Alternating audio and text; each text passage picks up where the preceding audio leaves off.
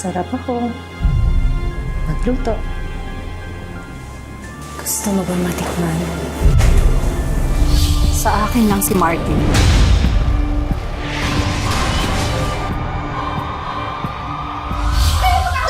Doon ka sa gubat, tumira kasama ng malandi mo kapit!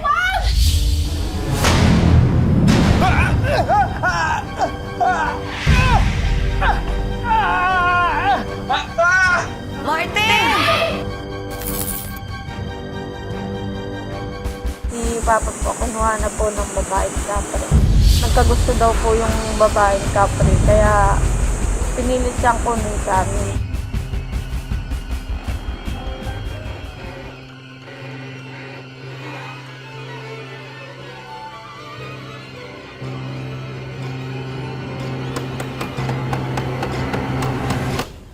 Hoy, hoy, hoy! Diba ang sabi ko sa'yo, ayusin mo? Eh, sinisira mo eh, ha? Sinira mo na nga ang buhay ng anak ko, pati mga gamit ko, sisirain mo? Eh, sinusubukan ko naman, pero medyo bulok na kasi yung... Ano sinabi mo? Bulok na mga gamit ko? Hindi naman po yun yung sinabi ko. Ay, hindi! Yun ang sinabi mo eh! Ano? Nakikitira na nga lang kayo? Nay, Ano ba? teka lang. Ano mo? Nay, ano ba? Tama na! Ha? Hindi na kayo manakit! Dapat talaga hindi ikaw bilang sa... Huwag kang saktan si tatay. Nay, tama na po. Nakakaya sa mga kapitbahay. Ano? Ha? Ano nakakaya? Nakakaya na itong napangasawa mo, tatanga-tanga? Dapat kasi nakinig ka sa akin noon. Dapat ang pinakasalan mo, yung kapitan ng barko! Tama na, Nay. Sumusobra ka na eh. Lahat na lang ng gusto mo, sinusunod ko. Di bumukod kami, ayaw nyo? Kung ganyan naman gagawin mo sa asawa ko, araw-araw niyong gaganyanin, mabuti pa umalis na lang kami. Sumasagot ka na sa akin, Alisa? Kailan ka ba natutong sumagot, ha? Kailan ka ba Tama na po! natutong Tama na! Tama na! Wala! Huwag na ang saktan mo kaysa sa asawa ko. Aba! Ano mo? Sumusobra na kayo. Mabuti pang umalis na lang kami. Ganon? Gusto niyong umalis? Ngayon na! Nay. Lumayas kayo! Kala niyo ako ba tatakutin niyo? Lumayas kayo, kapal ang mukha niyo! Ha? Lumayas kayo Ay, ngayon teka. din! Gamit- Ayan, lumayas! Ay, wag! Anong wag? Ayan, lumayas kayo ngayon din, ha? Lola, wag! Yan. Anong wag? Lumayas kayo! Layas kayo din! Layas! Yung may-ari ng bahay nasa abroad eh. Nakisuyo na lang sa akin na asikasuhin ko daw kayo. Basta, sa anihan ng kopra, 40-60. Buti naman po pumayag yung may-ari na tumira kami agad dito. Tapos mura pa yung bigay sa amin ng renta. Wala kasing nagtatagal dito eh. Ho? Bakit ho? Ang sabi nila, may kapre daw dito.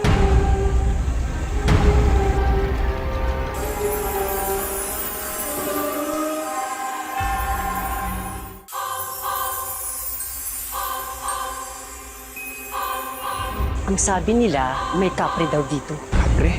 Ayoko sanang maniwala eh. Kasi lang, 3 pamilya na ang lumayas dito. O siya, aalis na ako ha. Totoo man o hindi, mag-iingat kayo lagi. At malalayo ang kapitbahay ha. O, ito yung susi. Salamat. Nay, totoo po bang may kapre dito? Anak, kamaniwala doon, hindi totoo yan. Saka kung totoo man o hindi, nandito naman ako para protektahan kayo, ha? Walang kapri-kapri dito. Tulong! Tulungan niyo ako! Tulong! Tulong! Tulungan niyo ako! Tulungan niyo ako! Miss! Miss! Tulong! Ano nangyari? Okay ka lang? Tulungan mo! Ha? Bakit? May mga umaabol sa akin. Bang, suotin mo to. Ihahatid na rin kita sa inyo. Baka maabutan ka pa ng mga sumusunod sa iyo eh. Maraming salamat ha. Ako nga pala si Stella. Halika na.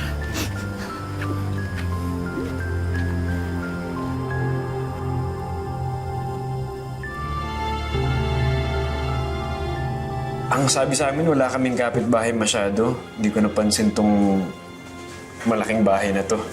Alam mo, hindi kasi ako lumalabas ng bahay masyado kasi ang dami kong kaaway. Alam mo naman yung mga tao dito sa baryo. Inggitera. At saka ewan ko ba, inggit na inggit sila sa akin kasi sexy ako, maganda. At saka Sarap ako. Magluto. Gusto mo ba matikman? Stella, nagpapasok ka ng bisita. Kuya, tinulungan ako nito si Martin. Ang kontrabida dyan. Martin, kuya ko nga pala.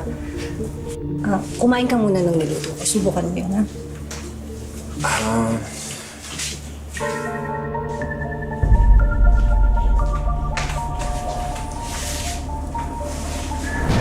Oh, bakit? Hindi mo gusto?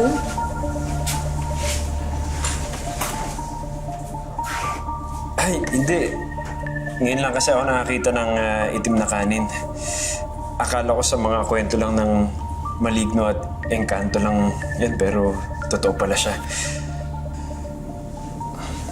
Mukha ba akong maligno sa paningin mo? Masarap to. Tikman mo na. Sige.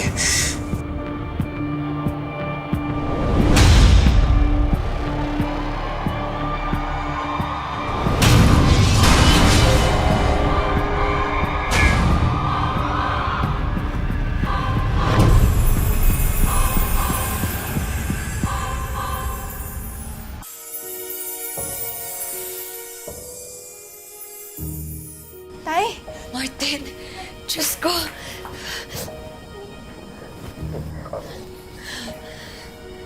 Sa kuprahan lang naman ako galing.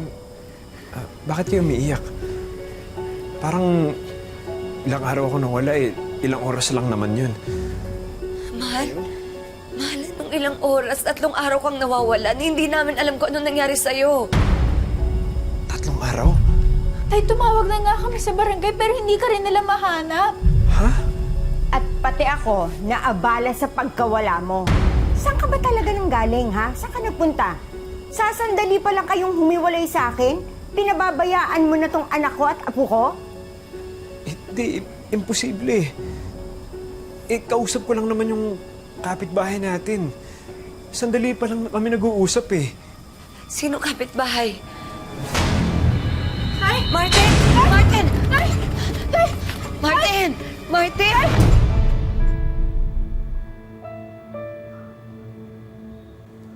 Ano nangyari?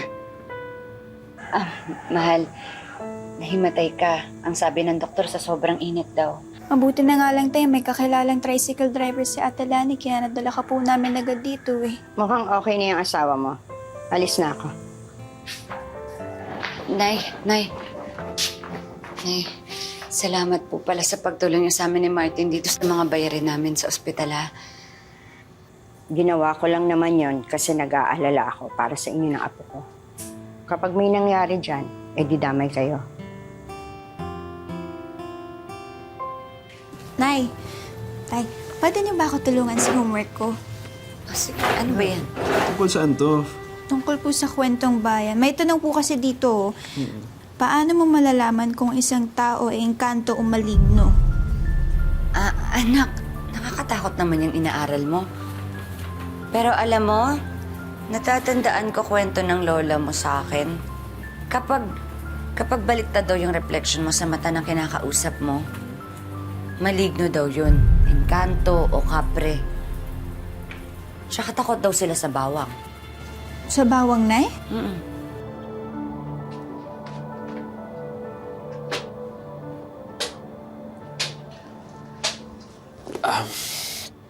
Mahal, pasensya ka na. Sa susunod na lang, medyo masakit yung katawan ko eh. Mahal, nakakatampo ka na. Ang tagal na natin hindi ginagawa to. Mahal, medyo masakit kasi talaga yung katawan ko eh. Pasensya ka na. Babawi na lang ako sa susunod.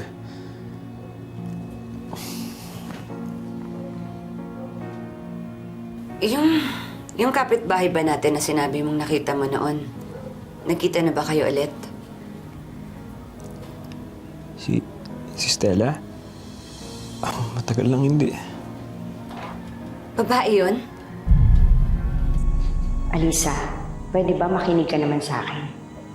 Bantayan mo yung asawa mo. pakiramdam ko ng bababae. Ay naman, sakit na nga yung tao. Alisa, ano ka ba? May matinubang lalaki na hindi umuwi ng 3 araw?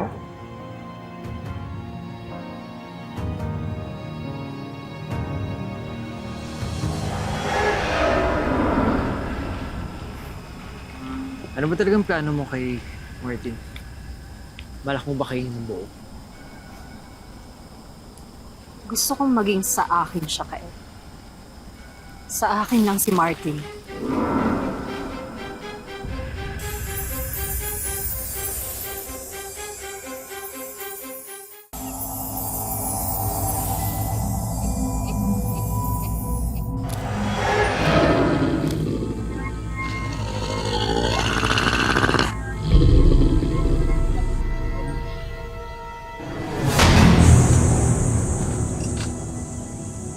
Stella? Pasensya na. Nagulat pa kita? Ano bang ginagawa mo dito? Nasiro kasi hindi po sa bahay. Narahanap ako ng pwedeng gumano. Pwede ka ba? So walang gana sa kama. Hindi kaya busog kasi siya sa ibang putahe ng ibang babae. Ate Lani, hindi naman po siguro ganun yung asawa ko. Hindi ganun si Martin. Wala ka bang asawa, anak? Wala. Pero naghahanap ako.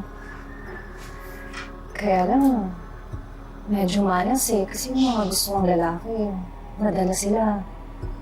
May asawa na. Parang ikaw.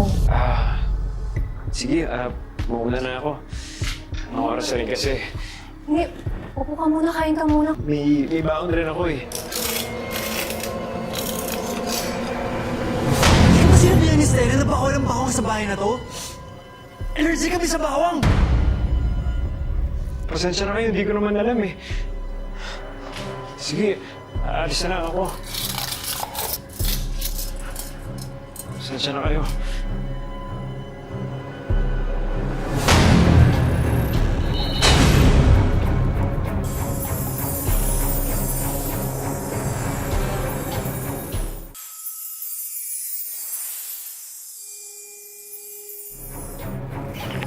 Bilis, baka magkasalisiyan tayo ng tatay mo.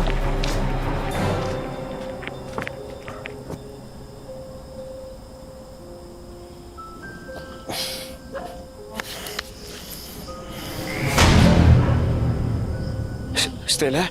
Nasira ulit yung gripo ko. Baka naman pwede ayusin mo naman ulit. Stella, gabi na kasi. Tsaka marami pa akong trabaho. Eh, alam mo naman mas malaki naman yung babae ko sa'yo kaysa dyan. Stella, sinabi ko na sa'yo, di ba? Muna ako hawakan. Pamilyado akong tao. Pwede ba? Stella, tama na, please. Tama na. Martin naman, Tama nainit na. naman ang ulo mo.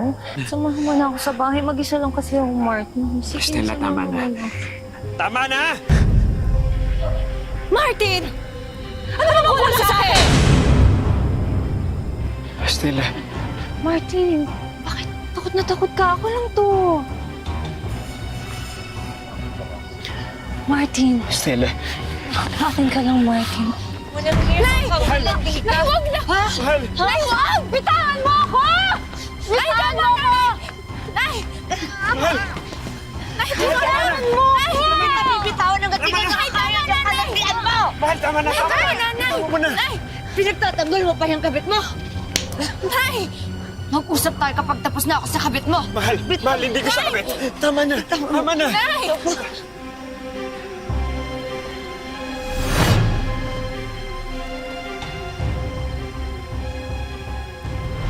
Sabi dito eh! Doon ka sa gubat, tumira kasama ng malandi mong kabit! Kailangan natin umalis sa lugar na to. Sige na. Ano bang pinagsasasabi mo? Si Stella. Si Stella may kakaiba sa kanya. Kaya palagi niya ako nasusundan eh. Hindi siya tao. Para siyang ibang nilalang.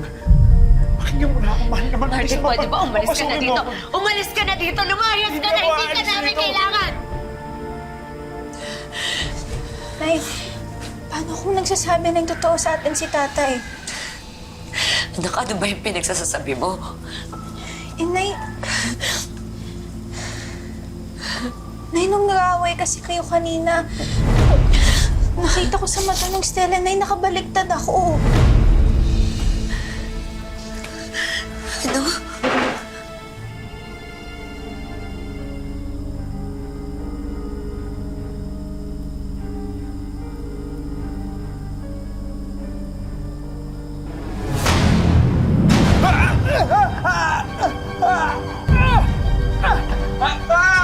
Martin! Martin! Martin! Martin!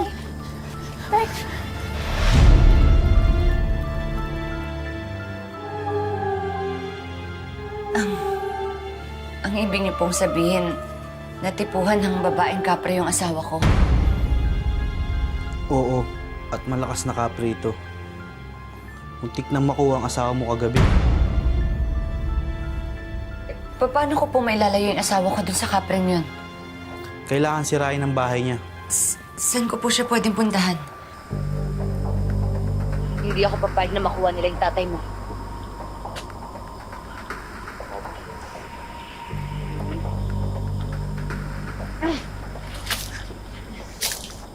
Alicia! Mahal!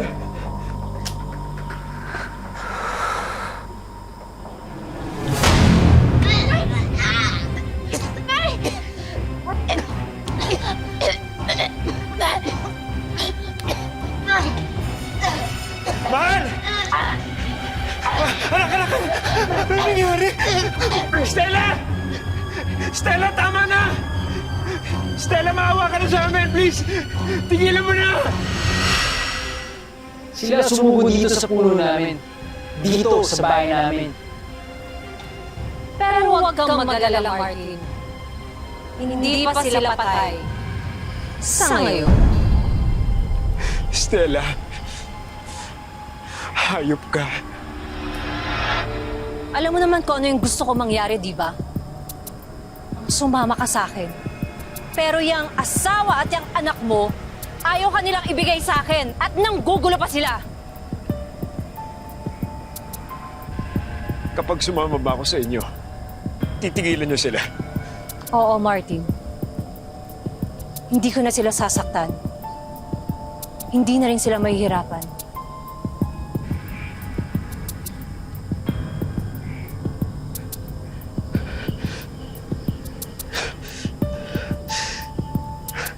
Sige, sasama ako sa inyo.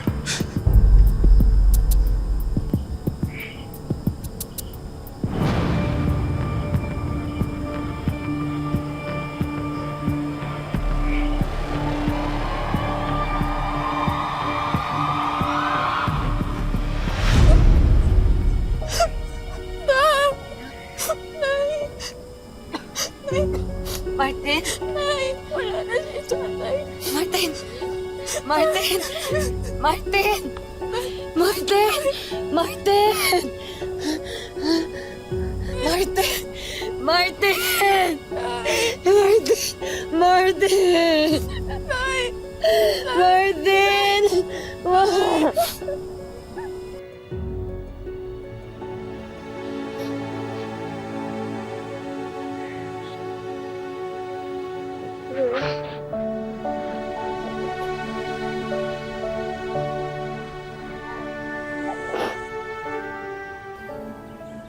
Para maliwanagan sa tunay na nangyari kay Martin, tinupad namin ang hiling ni Marie Chris na makausap ang paranormal expert na si Ed Kaluwag. Kailan pumasok yung idea na mayroon palang nagkakagustong kapre sa kanya? Doon lang pong nagpunta po sila sa albularyo. Okay. Sabi niya po sa amin, kumain na siya ng itim na kanin. Pagkatapos ng kanyang pag-iimbestiga at ng masinsinan nilang pag-uusap ni Marie Chris, ito ang naging findings ni Ed Kaluwag. Para sa akin, hindi ako kumbinsido kasi usually yung mga taong nakakain ng pagkain ng mga elemento, nagkakaroon ng tinatawag nating abduction. Papa mo, hindi naman siya nawala eh. Hindi rin naman siya na-abduct doon. Pinabulaanan ni Ed ang mga sinabi ng albularyo kina Maricris at Alaysa. Hindi ko nakita yung mga palatandaan, maliban sa salita lang ng isang tao na pinaniwalaan nila. So maaring ito ay natural cause of death, dahil na rin sa trabaho niya, sa sobrang pagod. Para mas maintindihan ang totoong nangyari, tinignan din ng aming team ang health records ni Martin. Meron siyang underlying heart disease, infection. Of course, nasa science kami, so we don't believe in those things, ano. But we cannot blame ang lay people when they could not explain kung bakit namatay ang tao, ang kamag-anak nila. Maricris, gaano kasakit yon, no? Ni minsan ba sumagi sa isipan mo na mangyayari ito sa inyo? Sobrang sakit po kasi biglaan po talaga ng sakit po sa amin kasi hindi naman po namin ginustong mawala si Papa. Mahal na mahal kita, Papa. Kahit mahirap, kakayanin namin. Sana masaya ka na dyan. Hayaan mo, Maricris, gumawa kami ng paraan para kahit papano'y matupad ang wish ng tatay mo para sa'yo. Sana magustuhan mo itong big surprise.